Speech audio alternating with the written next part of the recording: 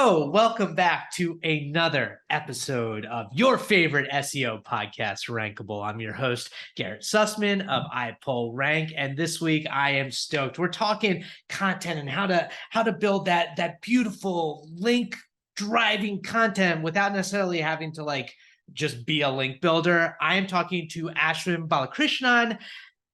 Ashwin, congratulations, is now the head of marketing at Optimizer. He's been a digital marketing specialist in content strategy and SEO, and individual contributor, and doing a lot of management now. He's currently looks after the organic marketing at Optimizer, and he contributes to Search Engine Journal, Wix, Nutshell.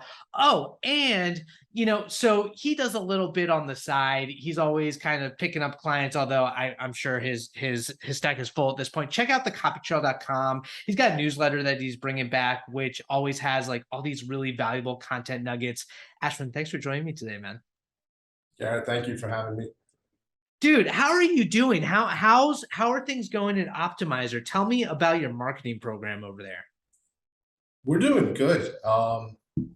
It's kind of weird because at the start of the year, we realized that the previous year, all the stuff that Google had started to automate was really going to accelerate this year.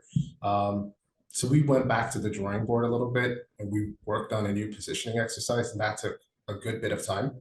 Once that positioning exercise came out, it was validated, started to pick up a bit of traffic. And then all of a sudden there's talk of a recession coming up and stuff like that. So we went back and we're like, do we need to kind of scale back investments? Do we need to relook at a couple of other things? But I'm really happy to report that paid search in particular has been kind of insulated from a lot of the hearsay or a lot of the worries about an economic downturn. We've been doing great. Revenue is up at the company. We've got more people starting free trials every month. Things are looking great, and it's largely built on the back of word of mouth, of course, which is my favorite channel, which we'll never be able to track. But the one that we can track that's doing really well for us is PPC Town Hall, which is our video series that we put out twice a month.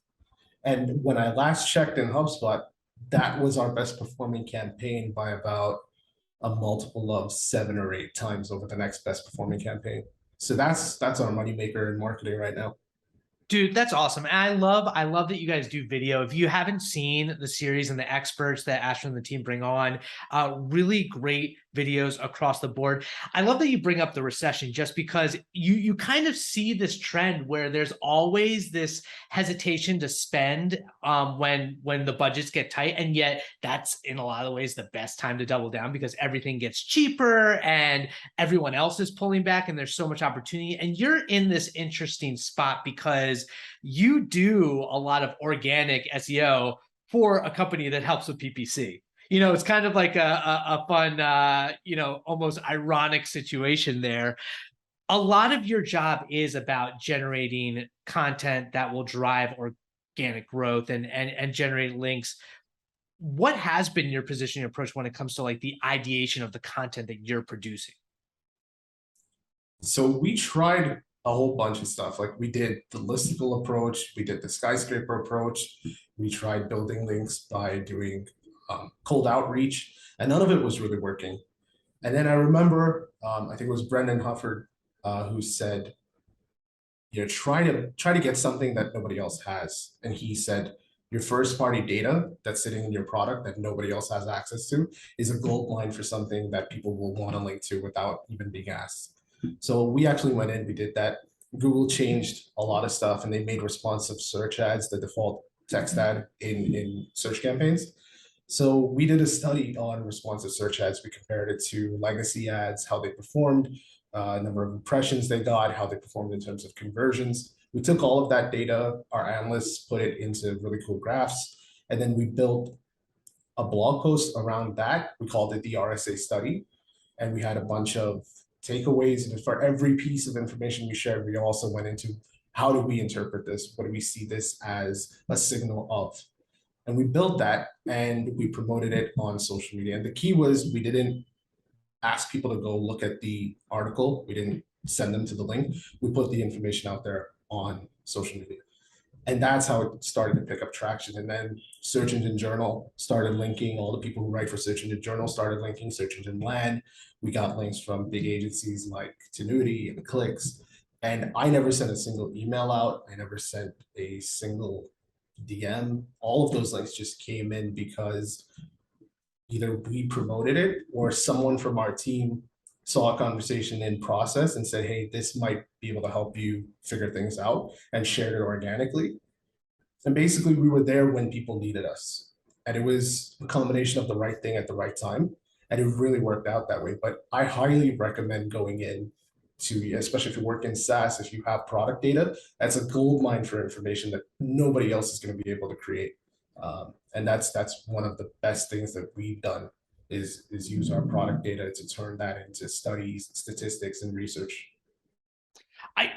The article itself is so good. And one thing that I love about it, in addition to the proprietary data that you shared, is it's interspersed with a lot of great video clips from your PPC town hall. So it's like this mixed media experience where you're seeing subject matter experts, kind of giving their opinion, your in-house team, the actual visualizations that are very easy to consume. When working with your internal team to get that data, what did that process look like? Because that's a lot of struggle sometimes for marketers or SEOs to get in touch with product, get in touch with devs to actually pull the data that you needed. How did you frame that ask?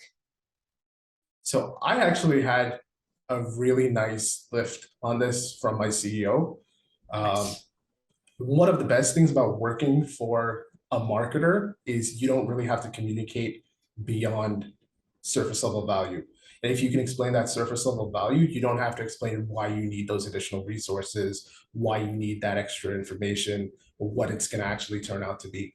So my CEO put all of the information together. I didn't have to speak to our analysts. I didn't have to do anything. He used it for his conversations with customers and stuff like that. And we were able to turn that into an article. So now what's happening is we're going in, now that expanded text ads are completely gone, we want to look at the performance of responsive search ads where the ad groups are not blended between the two different ad types. So now I have to go back, I have to speak to the engineering team and ask them for that information. But I can already go to them with a baseline and say, this has helped us achieve X, Y, and Z. So now I need the next batch of information, and I can get way ahead of that. I don't have to tell them, hey, I need this in 2 weeks. I can give them 3 months and say, hey, I'm putting this on your horizon now. I need this by the end of the year. And they can plan stuff out, get stuff done, and then get around to this when their schedules allow them. So we're in a really good position now to build on that. It's brilliant, and that is like kind of like your own skyscraper process too, right? Because it's like you get that MVP out there as the proof of concept, and it starts generating the attention. Obviously, you're going to have the whole company backing you because you're going to be generating wins across the entire team that everyone's going to want to participate in, right? Yeah. The beautiful thing is that we can trace the whole journey. It's not just like, oh, this article gets views or this article gets clicks or impressions or whatever top level metrics. I can actually track back a couple of people who signed up for our product as paying customers, but they started the free trial off that article. So I can attribute that article to revenue. So it doesn't make a difference if I'm pitching the ask to my CEO or my COO or the head of engineering. There's always going to be something of value for me to illustrate. And that's the beautiful thing about setting up your tracking throughout, is whoever you need to make an ask of, you can kind of speak their language and say, this is going to help me achieve X, and it's going to make you look good because X plus one. I love that. The approach makes so much sense, because I'm almost thinking, if you didn't have your CEO's backing, if you didn't have that kind of marketer at the head, how would you recommend for other people to make that approach, to make that pitch, like to do the initial planning so they can get this type of project rocking and rolling? Yeah, I think it comes down to figuring out what is important to the other person, figuring out what's important to you and your team, and then figuring out where you meet in the middle. So if you're going to go ask something of your CFO or your head of finance, you've got to tie it back to some kind of financial metric. If you're going to your COO, it might be about customer support, it might be about retention, depending on what they're responsible for. but ultimately you want to give them as little reason to say no or to push back as possible. And if you can frame the ask in their language and make it something that they can also showcase and say, hey, my team contributed to this, it's going to be a lot easier than just saying, hey, help marketing look great. And when you say make the business look great or make multiple teams look great, it becomes so much easier. I appreciate that. I think it's like the initial, like all the work that you put in ahead of time to build it out and speak to the language of whoever your stakeholder is, makes it more likely to get that kind of green light to start going. And then obviously it's like you said, you've tried a lot of different things. If it doesn't work, you move on to your next like tactic. And if that works, then you double down. I think my approach at least is I look at other teams in the company as clients. So if I want something from my client, I've got to give them a reason to give it to me. You go to your client and say, I want you to spend 100,000 more every month with me on Google Ads. You've got to be able to prove the value. You've got to be able to commit to something. Right? You're not going to guarantee results, but you should at least be able to say, it's my strong hypothesis based on this data that if you give me this, I'll probably be able to achieve this or close to this. So I do the same thing when I go to customer success, when I go to sales. I always try to frame it in terms of how is this going to be a benefit to you, and how is this going to make you look good in the process. So if I can frame it less as you help me do something for my team or hit one of my KPIs, and more like, hey, let's collaborate on this, and it's going to look really good for both of us. I find that very frequently I don't even have to do any convincing. People just want to help, but you've got to give them a reason to take time out of their to-do list and their tasks that they're already swamped with. And if you can give them that reason, most of the time you're not even going to have to push any further than that. And plus you're the most like helpful person out there. I always see you in all these different communities, like sharing your advice. It makes sense that if you are just a generally great person to be around, that you're always providing value without asking for it back, people are going to want to work with you in general. Which kind of leads me to another question. We talked a little bit about using your internal data to produce content. You work with a lot of like subject matter experts, like influencers in the field and people who know PPC inside and out. What are your recommendations for kind of deciding who you want to work with, reaching out to those people, and then kind of like launching these interviews to get the info that you need to make the content effective? Yeah, that's a great question, and it kind of dovetails with something else that I wanted to cover, which was the second type of content that performs really well for us is something with a story to it. People love narratives, people love experiences and things like that. And that's what PPC Town Hall performs so well, is it's not just people coming in and talking about, oh, this is how you should be running your Google ad campaigns, this is how you should run shopping campaigns. They share stories, they share evidence, they share things that they've been through. And we have a lot of marketers on who aren't afraid to talk about the things they got wrong, which a lot of us shy away from, myself included. In the past, I've been very reticent to talk about where I failed or what was difficult and just focus on like the great outcome. But those stories are really cool. They draw attention in, and it allows you to kind of connect with the content on a human level.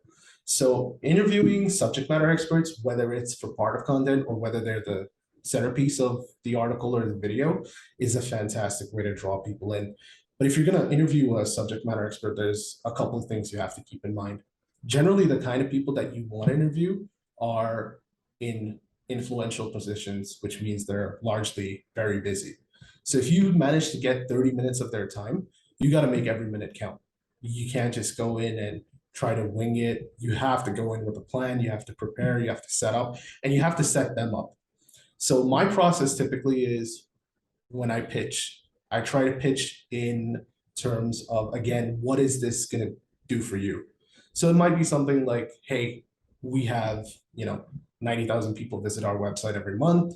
We get about 30% of that traffic to the blog, whatever the case might be. This is a chance for you to get noticed. We're going to promote you on social. We'll put you in our newsletter. So we'll get you out there a little bit more. Sometimes you'll have somebody who's not particularly well known, but they have a really great story. And over there, just the platform is enough. So once I pitch somebody, I'll drop a list of things I want to talk about based on what they've done and who they are. And this is the most important part. You've got to do your research. And if you don't do your research at this stage, it's really going to come back and bite you when you're in front of that individual. So what ends up happening is if you want people to open up, you've got to form a connection with them. And that usually happens in the first 2 to 3 minutes. So before I got into marketing, I used to be I worked in publishing. So I basically like interviewed people for a magazine. And one of the things I learned through trial and error was you don't really have that much time to forge a connection with somebody who's there at a transactional level with you, right? So you have a relationship with this person, it's going to be much easier. But if you don't have a relationship with them, you're interviewing like a C-suite leader or someone like that, you've got maybe a couple of minutes before they zone out and put up a wall. So make sure you do your research beforehand and make sure you vet that research, make sure it's accurate. Like go to their social media profiles, look at what they've been doing, because they're publishing that themselves. So you don't have to worry about the factual accuracy of the stuff you find on their social media. One of the YouTube creators that I love is Sean Evans, who's the host of Hot Ones. And basically what he does is he interviews celebrities while they're eating hot wings of different spice levels. And he asks like the craziest questions because he comes up to that interview having done exhaustive levels of research. I'm sure he has a team behind him, and they're all responsible for it, but he basically brings up things that celebrities basically go, how did you know that? I've never spoken about that before. And he'd be like, oh, we found one interview of yours in the Chicago Times or some newspaper from like 1995. So he comes in totally prepared. And then what happens is like you disarm the other person and suddenly all the stuff that they wanted to guard and protect, they start volunteering that information. So the same principle applies if you're interviewing a subject matter expert for a marketing asset, whether it's a video or a written piece, you've got to be able to disarm them. So go in with that research and try to ask them questions not about the work they do, but the experiences they've had, the moments that they remember, and focus more on how they feel and how they felt in the past rather than the work that they did. You do those two things, and you're pretty solid. The third tip I'd give you, and this is something you can build up to if you're not an experienced interviewer, is have a script, but don't be afraid to deviate from it. Yeah. No, I agree. You're really speaking to your inner journalist, which like is not the industry itself is like feels like it's had to go through a massive change over the last 10 to 20 years, but the skills are always going to be relevant in marketing with this whole idea of storytelling and building that rapport. And you can tell it's very interesting when you're talking about like the subject matters and the influencers where the subject matter experts, depending, like, regardless of the size of their following, there's still going to be a certain amount of engagement and comfort depending on the person. Like some of the best conversations I've had, interviews, and even kind of value that you derive from these these interviews are people who don't have the biggest following in the world. They're just interesting people who haven't been discovered yet, if you will, right? Yeah, and that was actually one of the core philosophies behind our recent training event on Level. So it's not, it's kind of like an event, but it's also a training program. It's somewhere in between. I wanted to kind of pay forward the whole opportunity to get onto podcasts like this. I wanted to pay that forward to other people in PPC who haven't really got the platform yet. So I intentionally went and sought out people like that. And I'll tell you, Garrett, they have put out some of the best videos out of everybody, like the two people who I'd never heard of until they were introduced to me a couple of months ago are my two favorite videos out of the 14 that we've published. So there are brilliant people out there, and just kind of just like help them come out of their shell, give them a stage and a platform. The internet is such a big place, and we get so caught up in our bubbles, and you get your little communities, which are always great and enriching and fun, but like there's always 10, 20, so many other communities out there that you have no idea exist, and people who just haven't decided to participate yet. Ashwin, this has been awesome. I love what you're doing in Optimizer. I love what you're doing with the PPC Town Hall. I'm so happy that the level was so successful. Are you ready for some rapid fire rankings? Let's go. Let's do it. Okay, we're gonna do it. We're turning on the music, and here we go.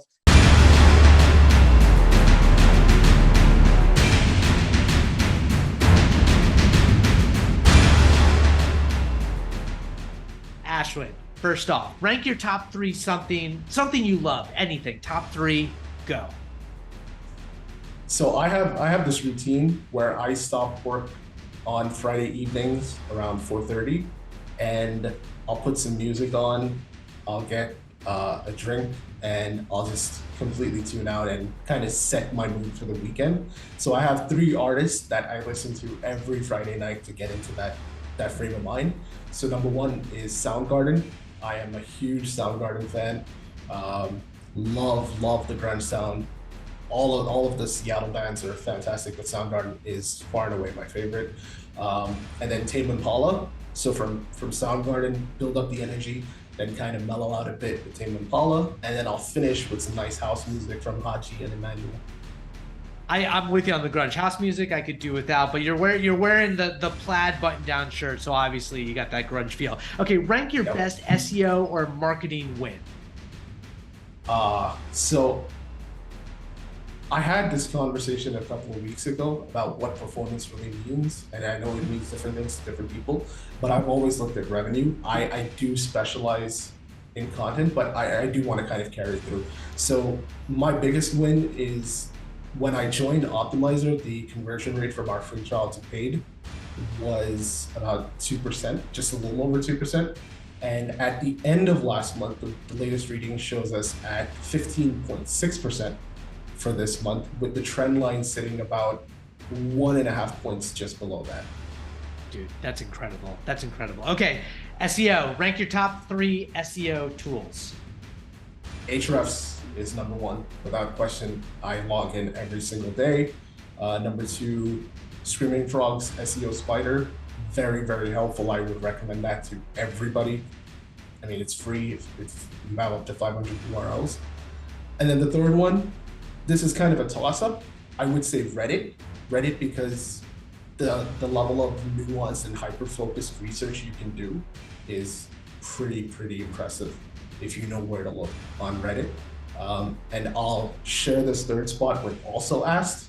Also Asked is a fantastic keyword research tool, topic research tool. It does pretty much everything and helps you create clusters, helps you find what other people are talking about with the content that's already performing. Love all of those tools. Dude, I love that. Reddit, that's an interesting one. I love that you added that. Rank your best SEO trick or tactic? I'm gonna have to go with structuring your page. So when I say structuring the page, I'm talking about obviously your title tags, your meta description, all of that stuff. But then going one step further, formatting your text so that you're more likely to win rich results like featured snippets, right? So make sure you have bullet points, make sure that you answer questions as closely as possible to how they're asked, use visuals, use things that are going to get you knowledge panels, like rich media, things like that. And then I would also say, on top of that, build out your schema markup. We noticed that when we started adding schema markup to our pages, traffic just shot up out of nowhere. There was literally nothing else we did, so we can't attribute anything else to it. It's definitely proven to work. And then the more you can teach a search engine about what your website does or what a page does, the better the results are going to be. Preach. When you say schema, I'm like, structured data, you got to do it. Okay, rank what you love most about SEO. I'm big on routine and structure. So I love the fact that I can go in, do the same things with variance in terms of subject matter, but do the same things every day for weeks and months together, and it's going to get the results. Love that. Rank your best learning SEO resource. Brendan Hufford runs SEO for the rest of us. That and Steve Todd's SEO notebook have really helped me the last couple of years. Those are the two that I would say must follow and must watch. So great. Rank the top 1 to 3 SEO or marketers that you most look up to. I'm going to give Brendan another shout out here. He is far and away my favorite marketer, and definitely the one I've learned the most from in the last couple of years. He's also a wonderful person. Amalia Fowler, another wonderful person. She focuses so much on the why and the how instead of just the what. And she's like me. She's not gonna step on anybody to get further up. I love that about her. Wonderful human being, wonderful person to talk to and be around.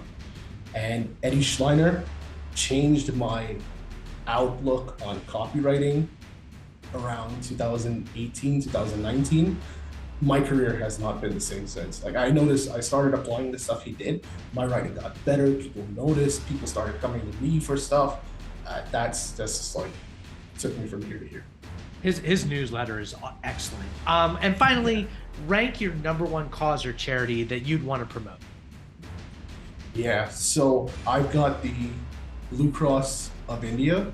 So I live in India. We do unfortunately have a pretty strong stray dog problem. Things have got better in the past couple of years, but a lot of people still get bit. And India is one of the countries with the highest incidence and death rate of rabies. Blue Cross does a lot of work to not just vaccinate stray animals, but also with a birth control program. So they sterilize the animals and prevent reproduction.